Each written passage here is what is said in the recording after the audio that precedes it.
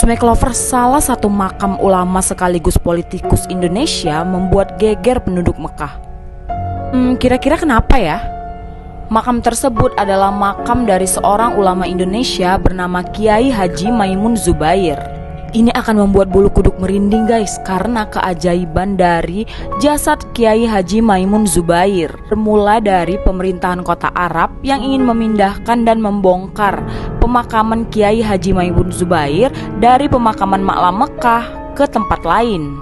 Bikin merinding guys, saat ingin dibongkar ternyata malah menemukan fakta yang mengejutkan. Jasad Kiai Haji Maimun Zubair ternyata tetap utuh meskipun sudah dikubur bertahun-tahun. Pernyataan ini kemudian diperkuat oleh Ustadz Hadi Hidayat yang mendengar saksi dari temannya yang mengatakan bahwa selain utuh, jasad ini juga tercium wangi yang khas. Masya Allah banget ya Sumek Lovers, gimana nih menurut kalian? Untuk informasi seputar kota Palembang, berita terkini, viral dan terupdate, bisa akses ke link website kami ya, sumex.co.